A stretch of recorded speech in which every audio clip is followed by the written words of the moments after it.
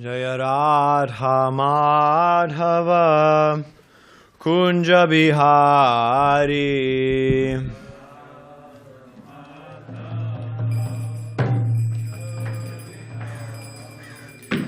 Jaya Radha Madhava Kunja Bihari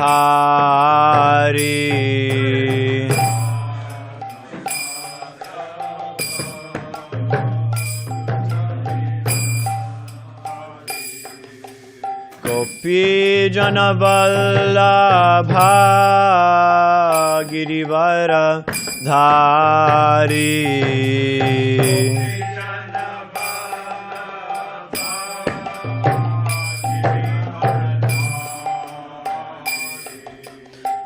Gopi Jana Vallabha Girivara Dhari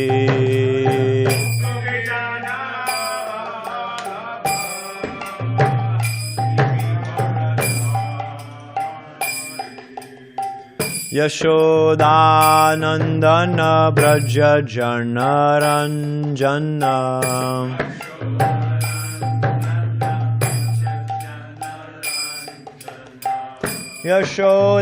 Yashodanandana Braja Jana Ranjana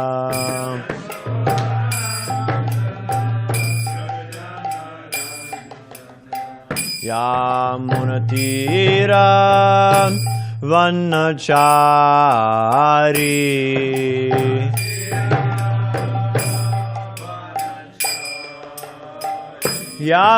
Yamunatira Vanachari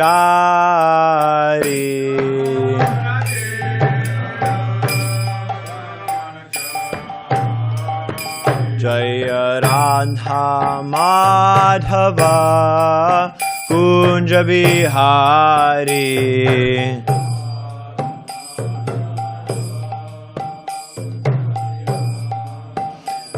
Jaya Radha Madhava Kunja Bihari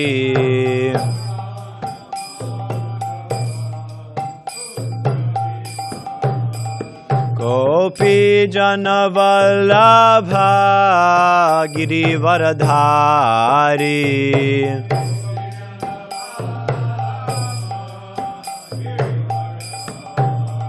Jaya Gopi Jana Vallabha Girivaradhari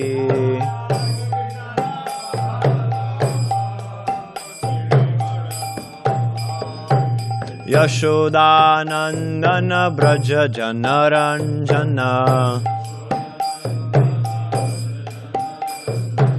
Yashodanandana Braja Jana Ranjana Yamunatira Vanachari Yamunatira Vanachari Jaya Radha Madhava Kunja Vihari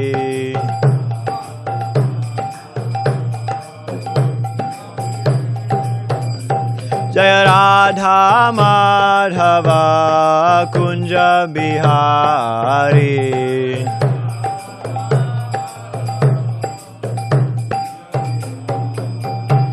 Gopi Jana Vallabha Girivaradhari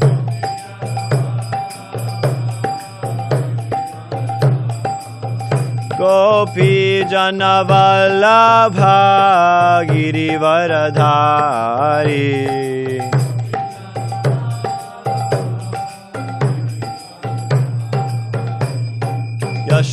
Yashodanandana Braja Jana Ranjana Yashodanandana Braja Jana Ranjana Yamunatira Vanachari Yamunatira vanachari Jaya Radha Madhava Kunja Vihari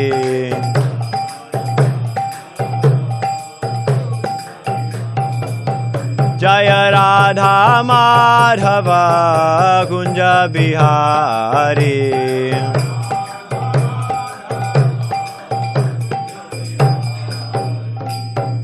Jai Om Vishnupad Paramahamsa Parivrajagacharya Ashtotara Shata Shri Srimad His Divine Grace Srila A.C. Bhaktivedanta Swami Prabhupada Ki Jai Jai Om Vishnupad Paramahamsa Parivrajagacharya Ashtotara Shata Shri Srimad His Divine Grace Srila Bhakti Siddhanta Saraswati Thakur Maharaja Prabhupada Ki Jai Ananta Koti Vaishnava Vrinda Ki Jai Nam Acharya Srila Haridas Thakur Ki Jai Prem Sekaho Shri Krishna Chaitanya Prabhu Nityananda Shri Advaita Gadadhar Shrivas Adi Gaur Bhakta Vrinda Ki Jai Shri Shri Radha Krishna Gopa Gopinath Shamakund Radha Kundagiri Govardhan Ki Jai Shri Vrindavan Dham Ki Jai Navadvip Dham Ki Jai Jagannath Puri Dham Ki Jai Ganga Mai Ki Jai Yamuna Mai Ki Jai Tulasi Devi Ki Jai Bhakti Devi Ki Jai Samaveta Gaura Bhakta Vrinda Ki Jai All glories to the assembled devotees Hare Krishna All glories to the assembled devotees Hare Krishna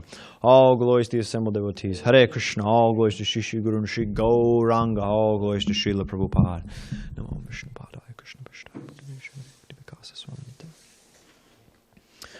Om Namo Bhagavate Vasudevaya Om Namo Bhagavate Vasudevaya Om Namo Bhagavate Vasudevaya So we are reading from the Srimad Bhagavatam, Canto 5, Chapter 13, text number 21. Rajavacha Aho Nirjanma Kila Janma Shobhanam Kim Janmabhis Tvaparair Apyamushmin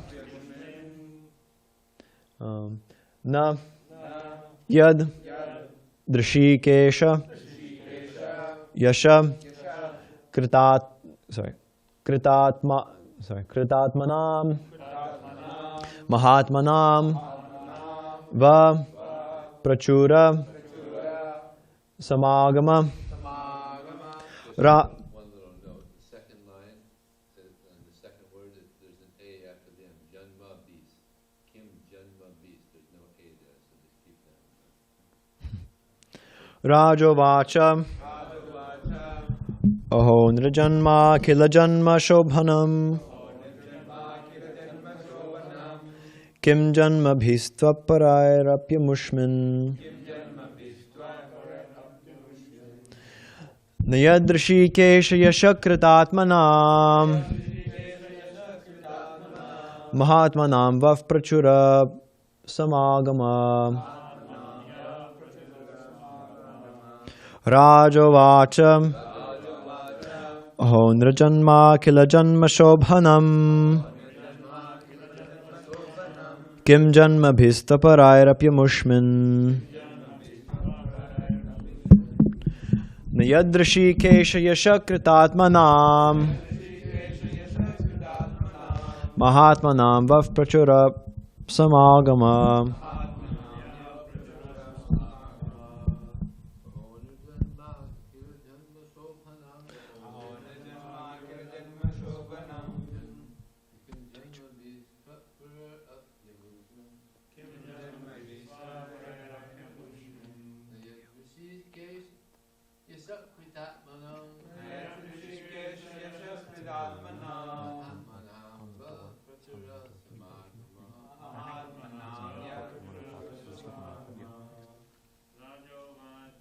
Rajovacha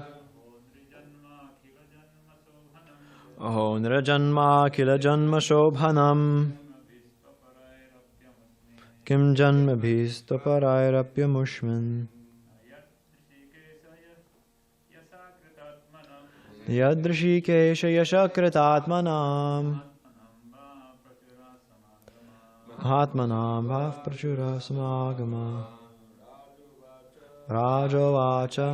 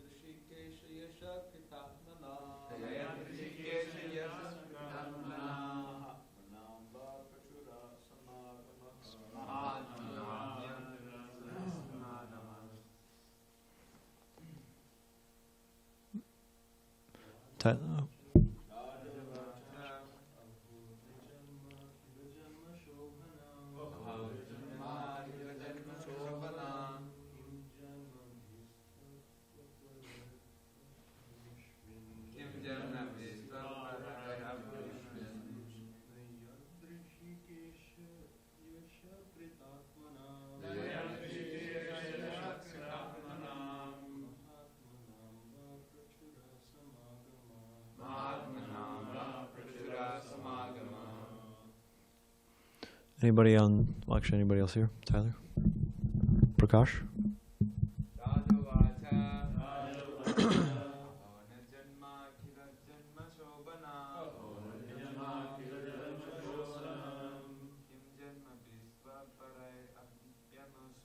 Kim janma bhistaparairapyamushmin.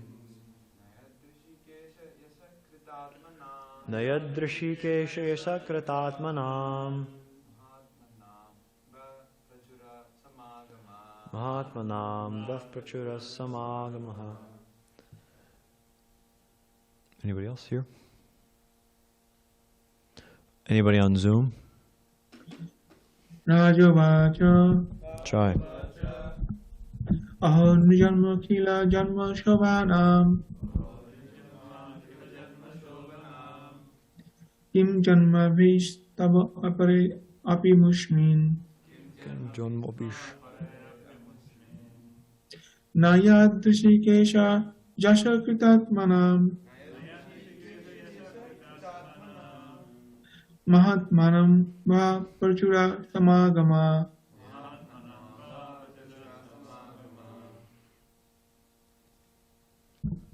Last call. Okay, Raja Uvacha. King Rahugana said, Aho, alas, Nirjanma. Sorry.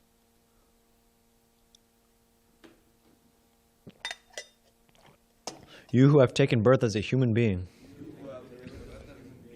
Akhila Janma Shobhanam. The best of all species of life. Kim, what need? Janmabhi, with births in a higher species, like the demigods in the heavenly planets. Tu, but. Aparai, not superior. Api, indeed. Amushman, in the next birth. Na, not. Yet, which.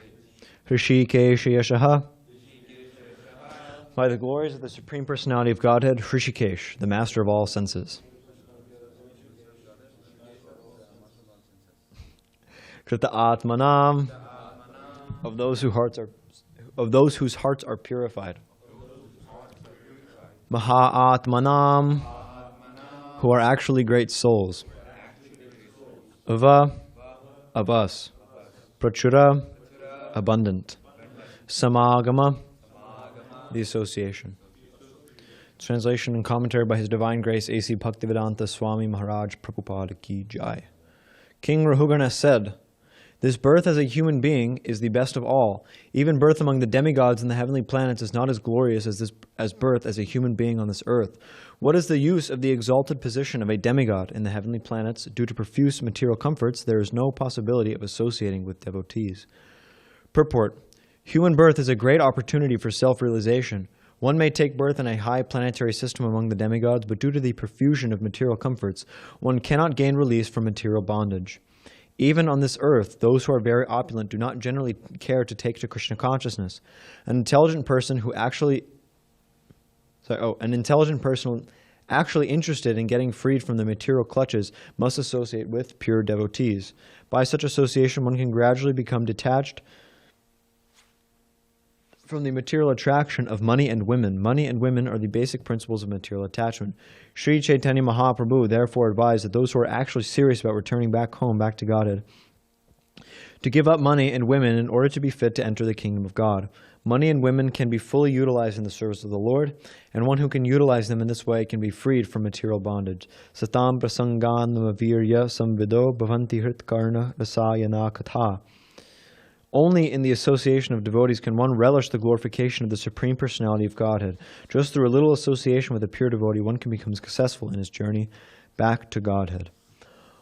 Om Ajnanatimidandasya Jnananjana Shalakaya Chakshurun Militam Yena Tasmai Shri Gurave Namaha Shri Chaitanya Manobhishtam Sthapitam Yena Bhutale Svayam Rupakadamahyam Tadati Svapadantikam Vandeham Shri Guru Shri Utaf Padakamalam Shri Gurun Vaishnavamshcha Shri Rupam Sagrajatam Sahagana Raghunathan Vitam Tam Sajivam Sadvaitam Savadutam Parijana Sahitam Krishna Chaitanya Devam Shri Radha Krishna Padan Sahagana Lalita Shri Vishakan Vitamscha He Krishna Karuna Sindho Dinabandho Jagatpate Gopesha Gopika Kanta Radha Kanta Namostute Tapta Kanchana Gaurange Radhe Vrindavaneshwari Vrishabhanu Sute Devi Pranamami Hari Priye Vancha kalpatarubhyascha kripa sindhubhyevacha patitanam pavanebhyo vaishnavebhyo namo namaha Jaya Shri Krishna Chaitanya Prabhu Nityananda Shri Advaita Gadadhara Shrivasari Gaur Bhakta Vrinda Hare Krishna Krishna Krishna Hare Hare Hare Rama Rama Rama Hare Hare. So this particular section of the Srimad Bhagavatam is dealing with Maharaj Rahugana and Jada Bharat. And so as we know, Jada Bharat was previously, 2 lives ago, he was Bharat Maharaj, and he was undergoing austerities, and on the bank of the Gandaki River. And he became attached to a deer who somehow or other ended up in his association, at which point he became a deer in his next life because he left his body remembering the deer. And then in that birth as a deer, he went back to Pulaha Ashram on the bank of the Gandaki River, associated with the sages there, heard Krishna Katha, and then took his birth as Jada Bharat, who, he was acting as if he was deaf, dumb, and blind, but actually he was a pure devotee of the Lord. And so now this conversation is his first time speaking in his entire life, and he's speaking to Maharaj Rahugana for his benefit, to enlighten him with knowledge of Krishna. And in this particular verse, he's teaching him about the value of the human form of life. He says, this birth as a human being is the best of all. So out of all the 8.4 million different species of life, the human form of life is the best one. It's the best species of life. So there are conflicting ideas. This is Kali Yuga. There's conflicting ideas about everything. But nowadays there are conflicting ideas about exactly what constitutes human life, what constitutes being a human being, who is human and who is not. So what's very popular now is as espoused by Sriman Charles Darwin Maharaj, the evolutionary theory that at one point man was, they were hunter-gatherers, human civilization, they were hunter-gatherers, meaning they hunted for flesh foods and they gathered plant foods. And then eventually agriculture came in Mesopotamia, and then with agriculture there came specialization, meaning you had you had farmers and you had the merchants and you had the the tool makers and like this. And then of course things got a little more advanced. You had the I don't know which came first, but the Bronze Age, the Iron Age. So many civilizations came and went. There was, language came about, writing, so many things like this, literature, and eventually entertainment, which is very big nowadays, entertainment. Just, doing things, engaging oneself, just simply for pleasure, not for survival. This was a major shift in the human history when people started doing things for pleasure rather than just for survival. And so, like this. And now things are very advanced. We have so much technology and practically everything's for entertainment. We don't even worry about survival. So like this. But what is the bottom line with all of this progress, with all of this advancement, with all this quote-unquote civilization? What is the bottom line? The bottom line is that all of this technological advancement, and fine, technological advancement, fine, to an extent. But what is the bottom line? The bottom line is that you have big, huge, intelligent brains. They're racking their intelligence to develop things like the atom bomb. And the bottom line of the atom bomb is killing hundreds and thousands of people, citizens, for no reason, practically speaking. And now you have these big Russian brains. They're racking their Russian intelligence to invade Ukraine. As a recent development. Unfortunately, our Dmitry is not one of those Russian brains racking their intelligence to invade Ukraine. He's come to Krishna consciousness. So what's the bottom line is that people are developing, by their so-called advancement, just a very complicated way of eating, sleeping, and mating, and defending, which are the four activities of animal life. People are creating a very, very complicated arrangement for living like complete animals. And actually by complicated, we say complicated, but a more proper word is cumbersome.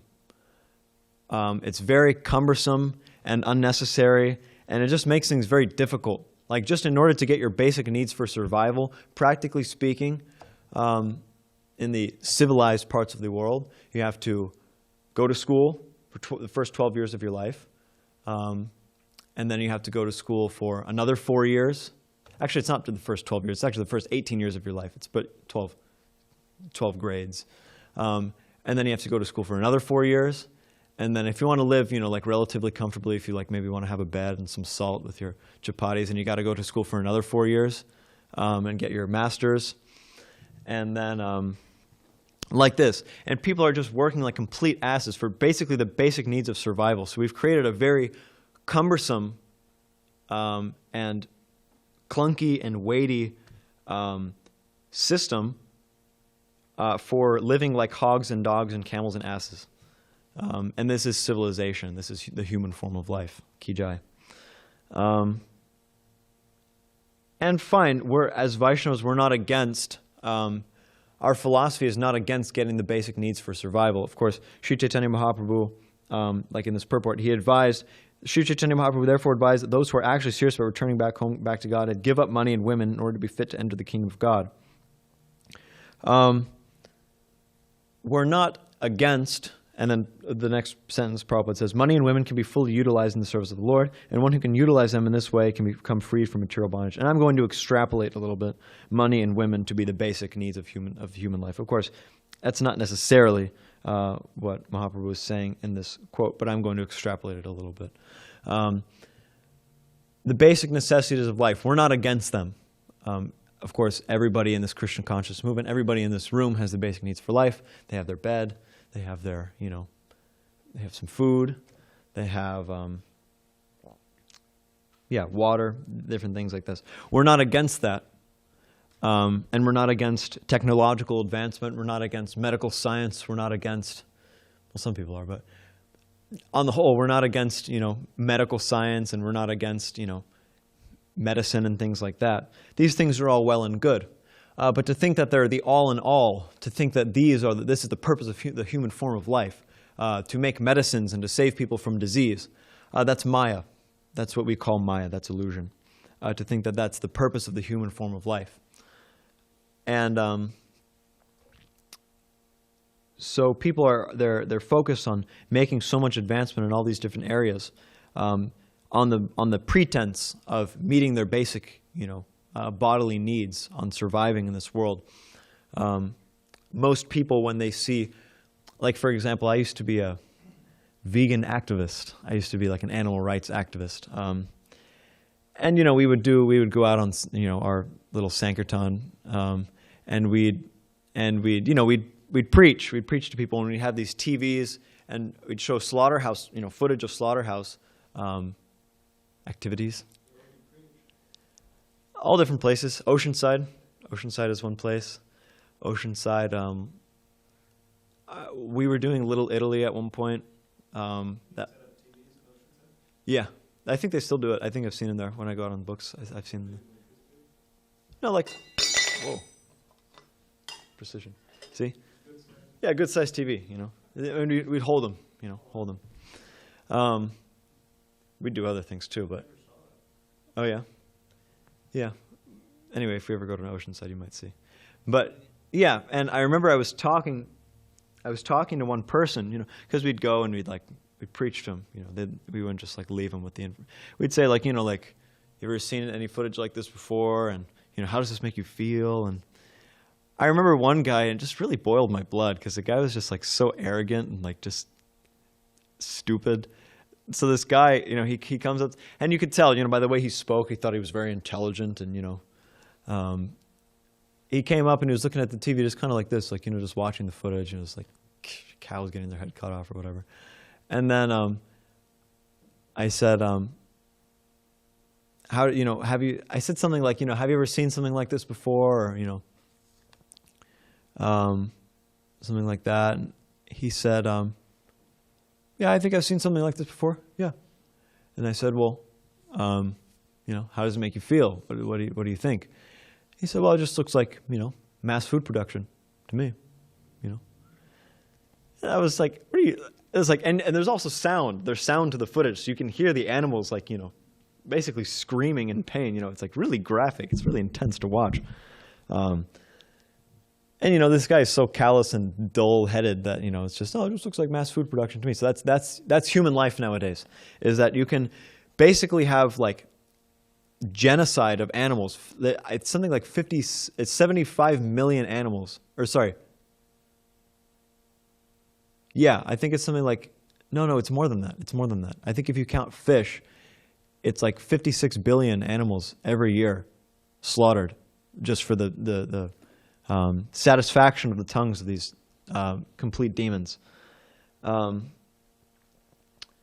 this is what passes for the human form of life. They think, we're very advanced because now everyone can have meat. Everyone can have, it used to be that people can have meat, only once every, month or something like that. But now we're very advanced. Now everyone can have meat every day, and it's very normal. And that's advancement to them. And so this is what they do. This is what they do. They spend all their time racking their intelligence, trying to meet the basic necessities of life, and then what do? They develop slaughterhouses, they have a fashion show, or they have a, something complete nonsense, completely useless kind of thing. So from our point of view, from the point of view of the Srimad Bhagavatam, from the point of view of the Vaishnava philosophy, what are we to do? Once we meet the basic necessities of life, what are we to do? What is to be engaged in? It's not to just engage in more and more and more sense gratification, or to engage in more and more and more and trying to just meet the necessities of life excessively.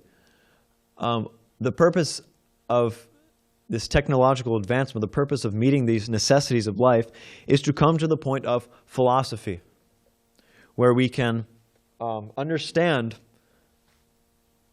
Sambandha, Abhideya, and Prayojana, where we can understand who are we, who am I, who is God, and what is our relationship? What is my relationship with God? What is my relationship with this world? What am I doing here? This is the human form of life. Humans are distinguished from animals by intelligence.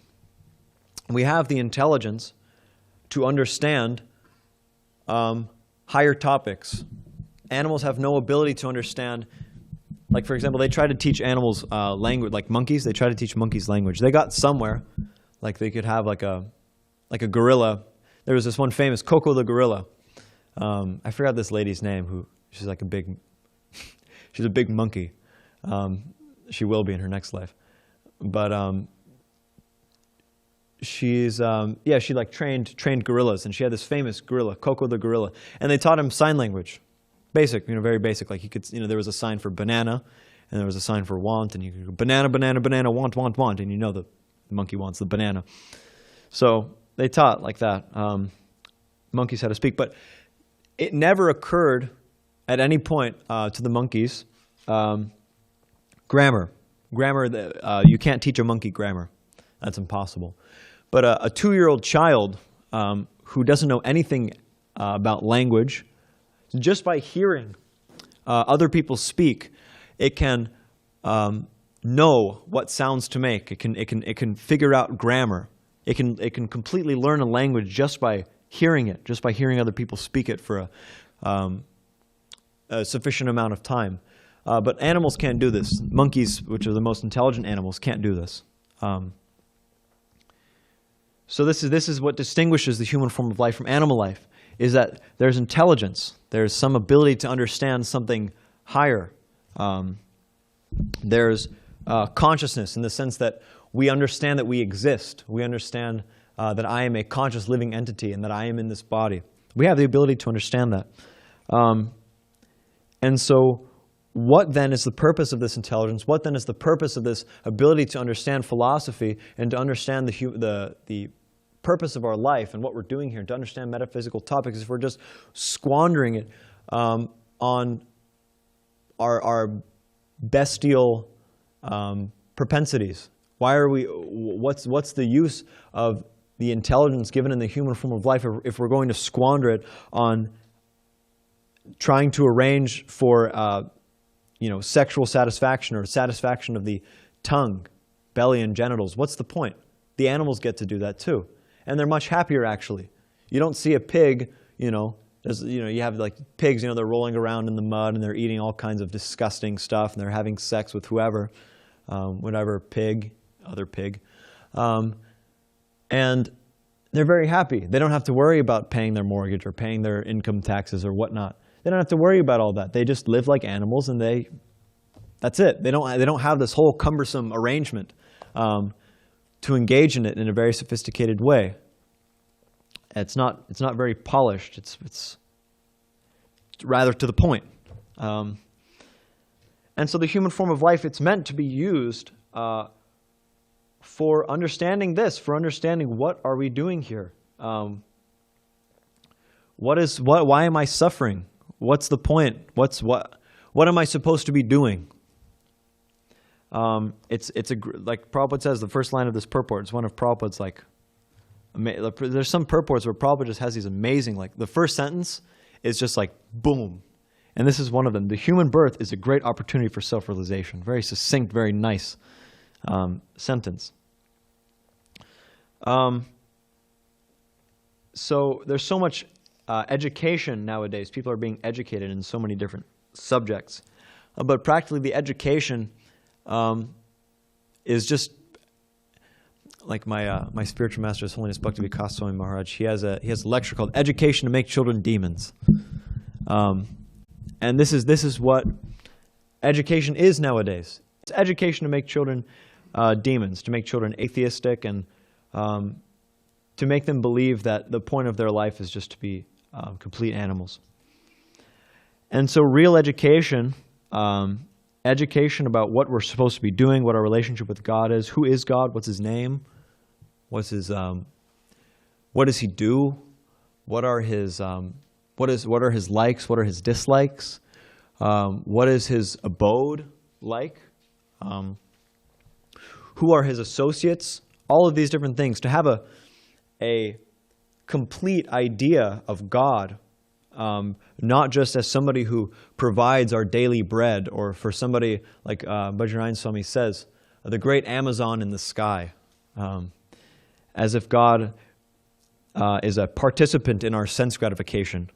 No, but to understand a real complete idea of God, we have to associate with the Vaishnavas. We have to associate with the devotees.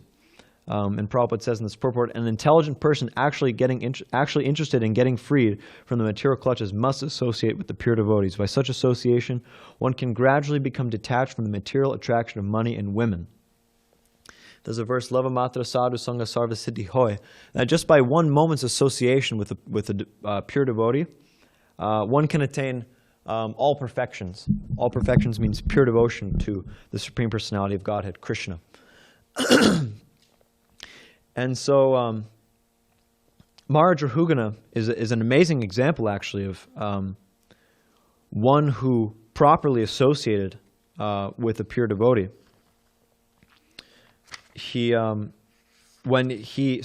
At first he chastised Jadabharat for his apparent external incompetence at carrying the palanquin on which he was sitting. Jivadipur likes to emphasize that it's actually pronounced palanquin, because we like to pronounce it palanquin. But then what did Maharaj Rahugana do? He bowed down and he said, "Please instruct me." He said, "Please instruct me. I'm sorry that I've offended you. Please instruct me on the purpose of my life." And so this is how to properly associate with devotees. We may think that, okay, I'm in the association of devotees, and we eat breakfast together, and we live in the same room, or we live in the same ashram, and therefore I'm in the association of devotees, and all is well and good, and I'm safe. But actually, this is not the case, because we have to properly associate with devotees. It's not just that we have to be in physical proximity with the devotees. Of course, that's something. There's some purificatory aspect there. But the real meaning of association with devotees means to hear. It means to hear about Krishna, to hear about the purpose of life, to hear about the nectarian pastimes, the nectarian narrations, within the Srimad Bhagavatam, within the Chaitanya Charitamrita, and to hear about Bhakti Siddhanta, to hear about the conclusions of the philosophy of Krishna consciousness. This is the proper way to associate with devotees. Not just that we can just hang out and shoot the breeze and talk about whatever, and say that we're associating with devotees, because then the association becomes material. What makes it spiritual association is if we're associating on the platform of Krishna consciousness, on the basis of Krishna consciousness. That I am trying to be a devotee, and you guys are all devotees. I'm not saying in this situation, it just happened I said you guys, but that I'm a devotee and you are a devotee, and let's relate on the platform of Krishna consciousness. Let's relate with Krishna in the center. Krishna has to be in the center, otherwise everything is a complete failure. And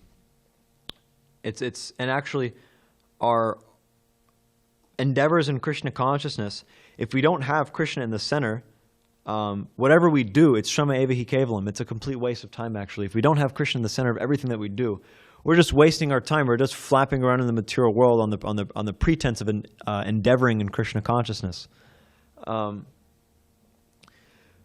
So we have to stay focused. We have to keep in mind what the actual goal of our life is, which is to be eventually reinstated in our position as an eternal servant of the Supreme Personality of Godhead. Our goal, in and of itself, is not to be a devotee in this world. We have to keep in mind that we're making the best use of a bad bargain. A bad bargain being this material body, a bad bargain being this material world, which is full of so much suffering.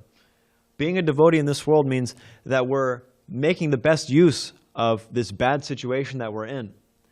But the real purpose, the real conclusion, the real destination is to go back to Godhead, to leave this body and to go back to Godhead and be reinstated in our position as a devotee of Krishna in the spiritual world. That's our real goal, not to just hang out in this world and, do whatever, just like hang out like bros wearing dhotis, and we happen to wear dhotis and tilak, and we have shaved heads. That's not the point. The point is that we're supposed to go back home, back to Godhead, and become pure devotees. And so we have to give up our anarthas. We have to give up whatever things which are unfavorable to Krishna consciousness. This is one of the aspects of surrender. I forgot the verse now. Anukulyasya sankalpa. That we have to reject those things which are unfavorable and accept those things which are favorable. So we have to associate with devotees properly, because to associate with devotees improperly, to see devotees as mundane, this is something which is unfavorable, because the devotees are not normal human beings. They're servants of the Lord, and our relationships with them, even in this world, we should not think that our relationships with devotees in this world are temporary or are based on the body, because they're not. These relationships that we have with the devotees in this world, they're not limited to this world. And so in the Nectar of Instruction, Srila Rup Goswami, he teaches us how to associate with different classes of devotees. Krishneti yasya giritam manasadrayeta dikshasti chet pranatibhis bish chabajhantamisham shushushaya bhajana vigyam ananyamanya nindadi shunya hridam ipsita sangalabdhya. Sorry, I butchered that. I should know this one. But one should mentally honor the devotee who chants the holy name of the Lord. One should offer humble obeisances to the devotee who has undergone spiritual initiation, diksha, and is engaged in worshiping the deity. And one should associate with and faithfully serve that pure devotee who has advanced in undeviated devotional service and whose heart is completely devoid of the propensity to criticize others. So nowhere in this verse where Rupa Goswami is teaching us how to associate with the devotees of the Lord does it say that we should dismiss or make fun of or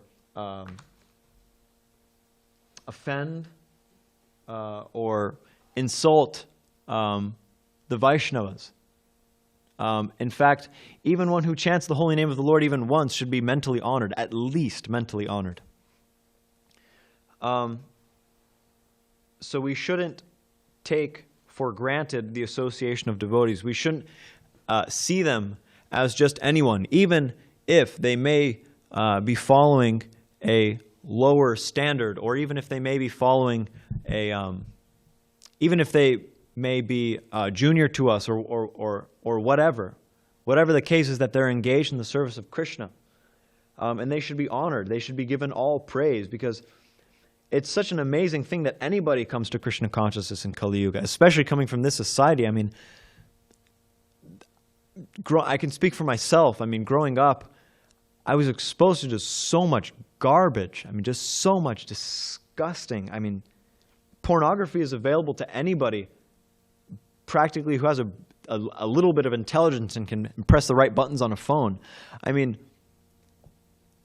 I know some of my friends growing up started smoking marijuana when they were 11 years old. Yeah, and that's pretty normal nowadays. That's like not that weird, to people nowadays. To start smoking marijuana at 11 years old. I mean, that's like kind of pushing it, but most people start, 13, 12, 13, 14. That's when most people start nowadays. That's been my experience. And pornography. I mean, pornography, like I said, is available to anybody who can just press the right buttons on a telephone. And practically speaking, that's anybody over the age of 7 or 8. They can access pornography. It's completely unregulated in that way. And so there's practically no reason but the mercy of Srila Prabhupada and the mercy of Chaitanya Mahaprabhu that anybody comes to Krishna consciousness in this Kali Yuga. That anybody even has any interest in believing in God and dedicating their lives to God in this Kali Yuga. And so one who does that should be given all praise. They're extremely glorious, especially if they've dedicated a significant amount of time to pursuing Krishna consciousness. Chaitanya Mahaprabhu says that anybody who even chants the holy name of the Lord once purely, they should be considered a Vaishnava. Meaning that anybody who's ever had any kind of feeling that I don't want to be in this material world anymore, Krishna, please help me. If they've ever had that feeling even once, then they should be considered a Vaishnava. And to blaspheme them, to make fun of them, to dismiss them is Vaishnava Aparad, which will completely destroy our spiritual life, completely uproot the creeper of devotional service within our heart. So we have to stay focused. We have to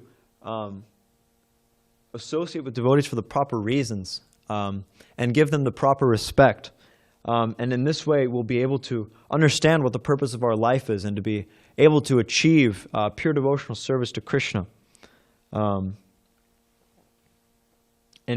go back home, back to Godhead at the end of this life, which is so short, very, very short life we have in this world. I'll stop there, I guess. We can have questions and comments. And Hare Krishna? I think we have something in-house. I think Vineet Prabhu has something. Yes, I can wait. That we should associate with devotees for the right reason, especially by hearing in association about Krishna, discussing Krishna Katha. That is very powerful. I really like that Maharaj Rokhana has mentioned the word Rishikesha, which is Krishna's name as master of all senses. So by hearing in association, we are able to control the senses which the demigods cannot control. Yeah. So that was my reflection, that hearing engages our most powerful sense, and by engaging our ears, all our senses are engaged, and we don't have to go and search for material. Yeah, that's a nice point, Prabhu. Thank you. And that you can do anything to gratify your senses. And as long as it gratifies your senses and it doesn't hurt anybody else, this is demoniac, because they completely reject the idea of God, and they see the idea of God as oppressive, and they're trying to make it work in this world. They're trying to make a happy, comfortable situation in this world. But actually what happens is that things just get more and more degraded. It was an idea that was brought up a long time ago, but this idea that there's no such thing as real morality, that it's just whatever you think. And practically that's what we see, is that every 10 or so years, I'd say more than that, probably like every 20, 30 years, people's morals change completely almost. That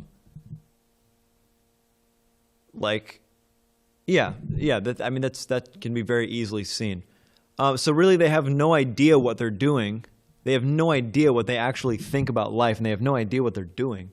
But they're presenting it as if they have all the answers. They're presenting it as if this answer, or this idea that just do whatever to gratify your senses and don't really think about the purpose of life. You're just making it too complicated.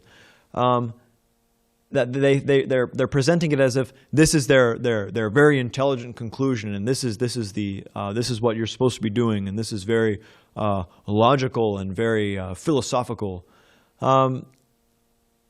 It's, first of all, it's not true, but second of all, it completely rejects the idea of God and discourages people and completely muddles the path to God realization. So in that way, it's demoniac, in the sense that promoting sense gratification, as supreme over God, that's demoniac. So that's what I meant by that. I'm sorry if I hurt anybody's feelings or anything like that. I see how that could have been, offensive. So please forgive me. Sriman Raj. I just got a few comments on children's school and them having pornography at the age of 8 and them doing drugs at the age of 11. We think or we feel that that's a big thing or that's a shocking aspect. But when civilization was run by righteous men and order was in there, at the age of 12, 13, when we hit puberty, we would be off to be matured, go off to kill wolves or bears and return back to the village and those constructs. It seems like with the demoniac schools, they're not actually educating children to mature. There's 20, 30, 40-year-olds. Mentally, they're still in their teenage age. In America, at 21, you have to become an adult. Yeah. And that stunts the growth. I think these kids are naturally supposed to grow and evolve and mature. And since that aspect in society isn't there, that's where they're going to the drugs, the porn, the excitement, which is freely given to them as a way to keep society stunted and incapable of growing. Yeah. And the result of the Kali Yuga and all the destruction that's happening here. Yeah, before they were taking sannyasa 12. What was it? Madhvacharya took sannyasa. How old was he when he took sannyasa again? 8, yeah.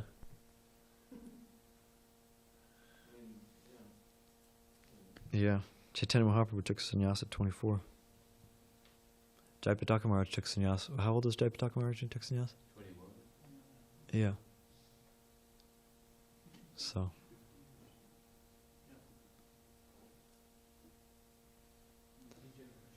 So, Joseph, I saw. Did you have something? I saw you. Well, you're reading my mind. Wow. I'm talking about. My question is. Yeah. Sure. Money. My question is money. Technology. My question is money and women and how they can be of service. Yeah. And how you can separate the two. Yeah. Well, money's an easy one. Money, well, we needed money to build this temple. We needed money to buy these microphones. We needed money to print these books. So money can be used, to buy things, to build temples, to buy books, print books. We need money for gas so we can go out on book distribution. So many things money can be used for. Money's a pretty simple one, but women, so of course women can become, Vaishnavis, but that's not exactly what this. When Mahaprabhu was saying that we should give up money and women, the idea is that, or when Prabhupada's saying that money and women can be fully utilized in the service of the Lord, he's not saying necessarily, of course this is true, that women can be engaged in the service of the Lord.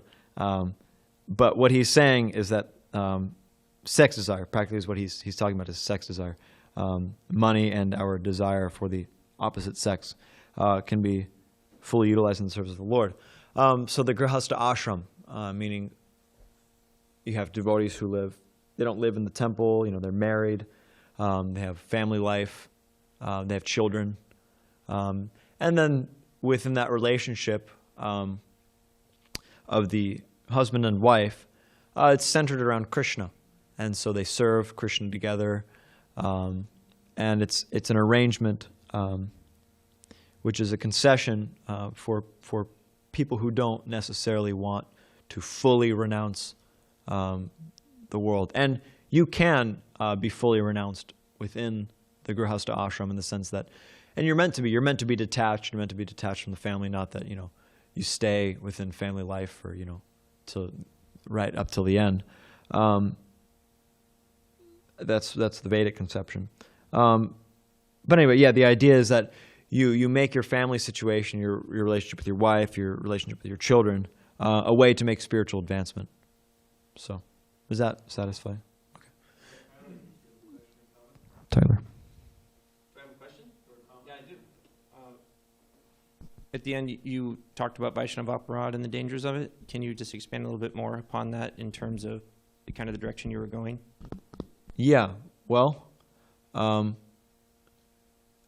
like I was mentioning, every Vaishnav, everybody who comes to Krishna consciousness should be given all respect, because it's a very rare thing to come to Krishna consciousness. And so we should see, basically avoiding Vaishnava Aparad means to see the Vaishnavas for who they actually are, which are glorious servants of Krishna, who are the gatekeepers. They're described as the gatekeepers to the kingdom of God, meaning that we can't get to Krishna without the Vaishnavas. If we offend the Vaishnavas, we can't go back to Godhead. Period. It's actually, Krishna takes it personally. When we offend devotees, Krishna takes it personally. That, you've made some offense. And even if the devotee may not be offended fully, if you make an offense toward a devotee, Krishna may become offended.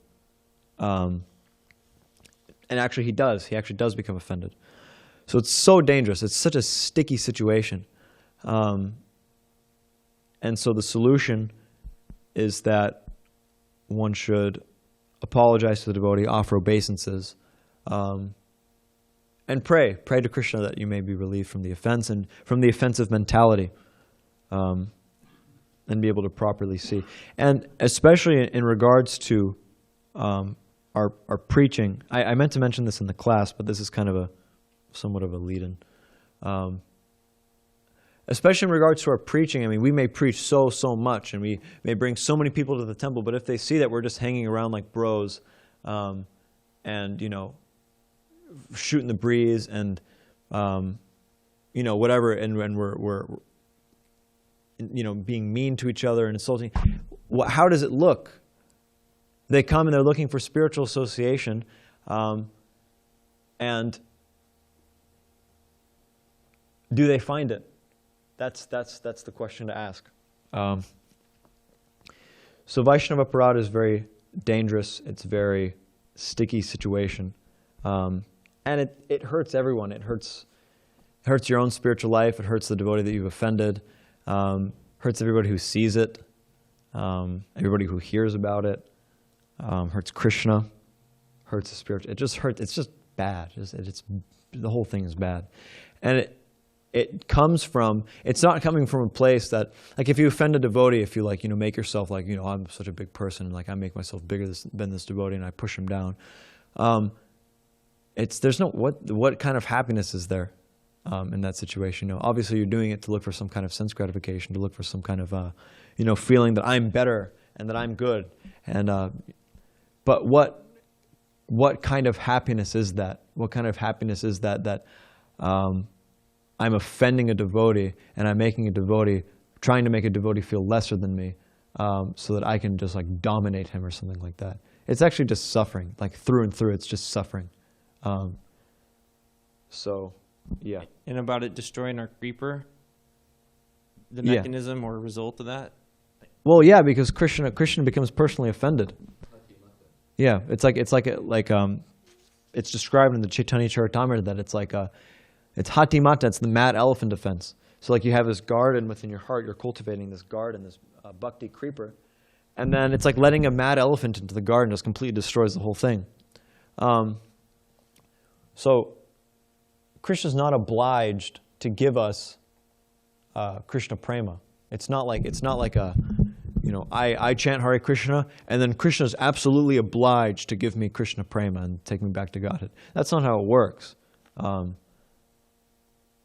You have to qualify. You have to qualify for it. You have to actually make spiritual advancement, and be on good terms with the Vaishnavas. The reason that we're here is because we caused some disturbance in the spiritual world. We made people feel uncomfortable, cause some disruption.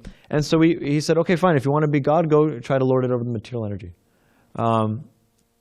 So let's not make the same mistake. We have to correct that. So if we're making offenses, or if we're making devotees feel uncomfortable or whatnot, then we haven't really given up the mentality that brought us to this material world.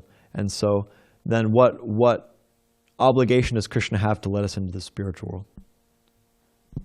Thank you. That uncomfortable point was a great callback from Balaram's class yesterday, and reiteration of Dravida's answer too. I thought that was an interesting point. We're here because we made people uncomfortable in the spiritual world. Take that personally, everyone. Okay, Vijay Krishna Prabhu, unless there's somebody else here. Okay, Vijay Krishna Prabhu. Yes, Amogha Prabhu, Dandavat Pranams. Dandavat Pranams.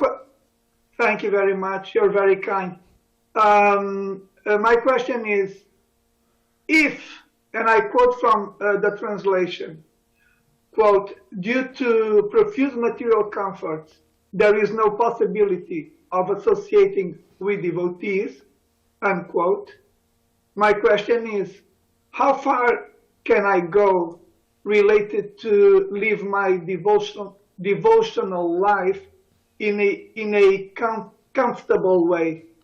Is it that more and better than to live under a tree will become detrimental against productive devotional association? That is my question. Well, it depends. It depends on your adhikar. If you have material attachments, if one has material attachments, then one has to live in a comfortable material situation, or else, I mean, to an extent, of course, to an extent, or else you won't be able to maintain. Like Prabhupada says, we shouldn't imitate the Goswamis that go to Vrindavan and just, eat leaves and chant Hare Krishna all day, because we'll fall down. We'll fall down from that position because we're, like there's this phrase, we're fighting above our weight class. So you can live in as comfortable a situation as you want, depending on your adhikar, depending on your advancement in devotional service. Like, for example, Prabhupada. Prabhupada just, practically at his fingertips, he had millions of dollars, and so many people who basically would just do whatever he wanted. But he wasn't attached to any of it at all. He never took anything for himself. And he wasn't attached to it at all. He was a pure devotee of the Lord. And same with Pundarik Vidyanidhi. Pundarik Vidyanidhi is also a good example, that he was living in extraordinary material comfort. Extraordinary material comfort. But still, he was a pure devotee. And just by hearing one verse from the Srimad Bhagavatam, he was rolling around in ecstasy. And then on the other end of the spectrum, you have the Goswamis. They're living under a different tree every night. They had nothing, but still they were extremely blissful in Krishna consciousness. So the idea is not, there are certain situations which are more conducive to spiritual advancement, and there are certain material situations, external situations, which are less conducive to spiritual advancement. But ultimately speaking, spiritual advancement doesn't rest on your external conditions. Like, for example, you may live in an ashram, but you can stay Kanishta Adhikar your entire life if you wanted to. And you could also live full-on, material world, associate with non-devotees regularly, but with determination, like, who was it? Sanatana Goswami? Yeah, I think it was Sanatana Goswami. Anyway, whoever, you can associate with non-devotees regularly and still be completely Krishna conscious. One good example, amazing example, is Rajendra Nandana Prabhu. He would, go to these fairs and things like that, these malls, and he would do his, whatever, I think he was salesman. But still, he was such a Krishna conscious person, and I think Balaram was mentioning it in a class about how he would tell all of his, his coworkers about Krishna. And anyway, so it doesn't necessarily depend on your situation, your external situation, your Krishna consciousness, but certain situations are more conducive, certain situations are less conducive. and one should be comfortable enough, but don't get too comfortable. So that's my answer. Sorry for the long-winded answer. Yes, I liked it when you said be comfortable, but not too comfortable. Thank you very much, Prabhu. Outstanding answer to my question. Thank you very much. Hare Hare Krishna. Krishna. All glories to Srila Prabhupada.